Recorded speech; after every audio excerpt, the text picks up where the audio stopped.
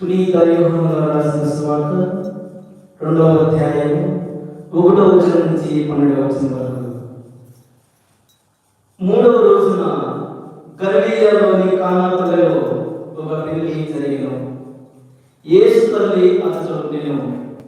యేసు ఆయన శిష్యులు ఆ వివాహమునకు ఆహ్వానింపబడి ద్రాక్షరసం తక్కువబడగా యేసు తల్లి వారి ద్రాక్షరసం లేదు అని ఆయనతో చెప్పెను.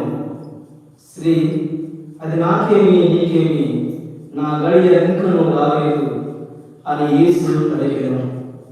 ఆయన తల్లి సేవకులతో ఆయన చెప్పినట్టు చేయుడు అనేను. యూదుల ఆచారం ప్రకారం శుద్ధీకరణకై అక్కడ 6 రాతి బాణలు ఉండేను. ఒక్కొక్క బాణలో 2-3 కడవల నీరు పట్టును.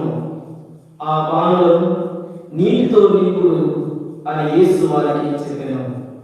అంటే వారు వారిని అంచుల వరకు నింపిరి.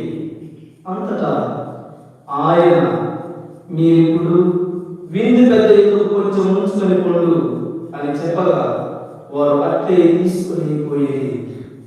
విందు నడిపే పెద్ద ద్రాక్ష రసముగా మారిన ఆ నీటిని చూచెను.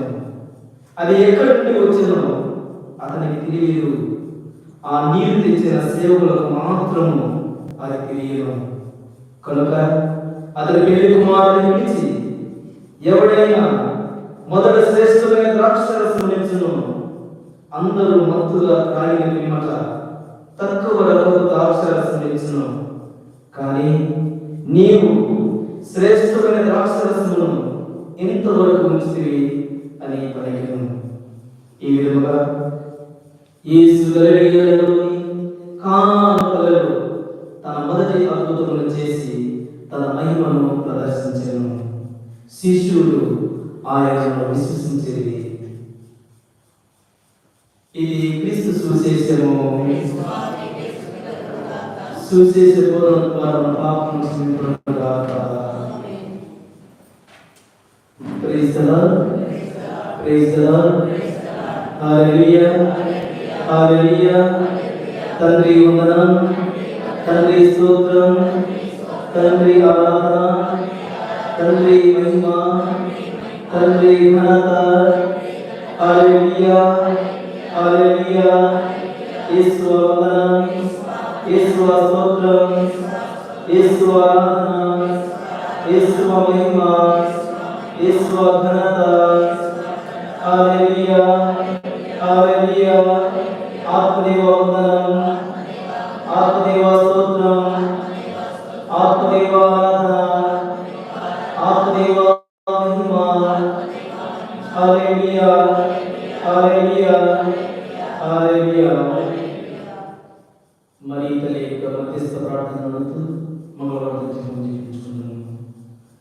దేవుడు ప్రసాదం చేత నిలబడి మహాజ్ఞానం దేవుని కరుణాను సేవాస్తున్న వారిని నిగపాపము చేసి వాస్తున్న వారిని సత్యాగ్ని మాశ్రేష్ఠే మాత పాపే పాపలకు నిత్యులు మరణాసనములను ప్రార్థించండి. ఆమేన్.